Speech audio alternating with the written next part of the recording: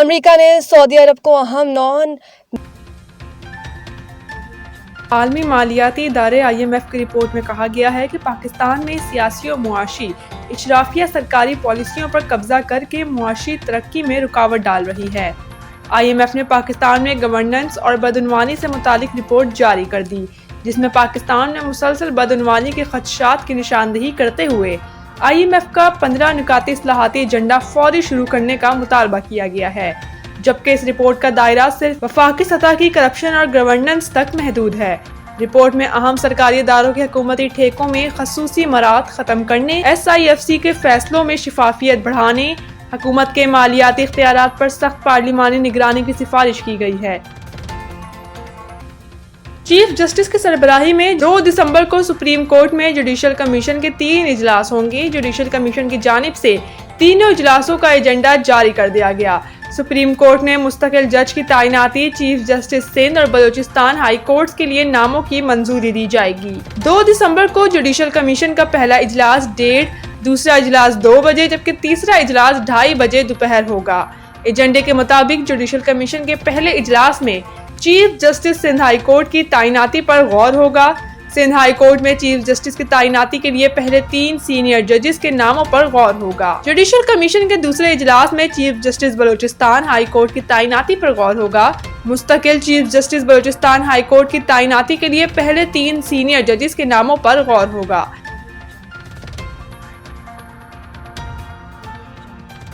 خیبر پختونخوا کے وزیر اعلیٰ سہیل افریدی نے ایبٹ آباد میں جلسے سے خطاب میں کہا ہے کہ میں انتظامیہ اور پولیس کو خبردار کرتا ہوں، اگر الیکشن کے دن بدمزگی ہوئی تو آپ رات تک عہدوں پر نہیں رہیں گے۔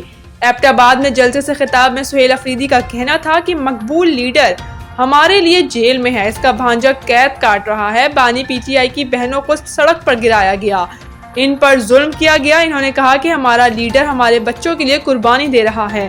ان کا کہنا تھا کہ ایبٹ آباد کے ضمنی الیکشن میں تحریک انصاف کے امیدوار عمر ایوب کی اہلیہ کو عمر ایوب سے بھی زیادہ ووٹ ملیں گے۔ 23 نومبر کو عمر ایوب کی اہلیہ کو 2 لاکھ ووٹ دے کر کامیاب کریں گے۔ سہیل افریدی نے کہا کہ میں انتظامیہ اور پولیس کو خبردار کرتا ہوں کہ اگر الیکشن کے دن بدمزگی ہوئی تو آپ رات تک نہیں رہیں گے۔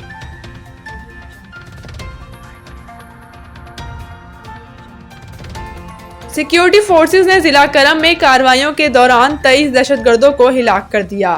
پاک فوج کے شعبہ تعلقات عامہ ISPR کے مطابق سیکیورٹی فورسز نے خیبر پختونخوا کے ضلع کرم میں خوارج کی موجودگی کے اطلاع پر ٹارگیٹڈ آپریشن کیا اور خوارج کی پوزیشن کو مؤثر انداز میں نشانہ بنایا۔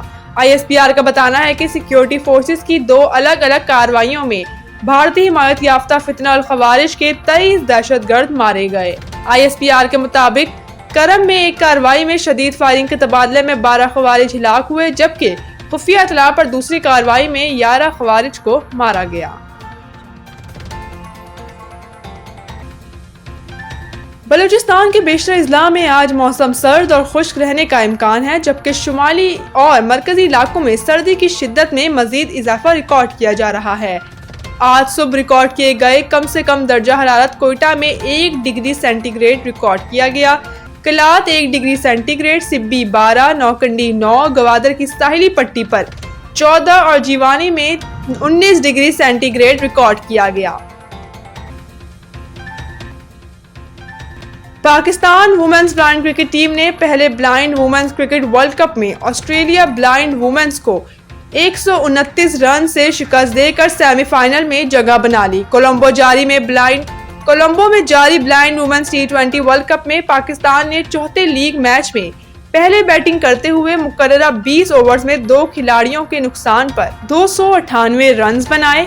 پاکستان بلائنڈ وومنز کی جانب سے مہرین علی نے 143 رنز کی شاندار اننگز کھیلی، بشرا اشرف نے 59، مریم جہانگیر نے 13 اور رمشا شبیر نے 12 رنز بنائے۔ Australia blind women cricket team نے 299 رنز کے ہدف کے تعاقب میں مقررہ 20 اوورز میں 5 کھلاڑیوں کے نقصان پر 169 رنز اسکور کر سکی۔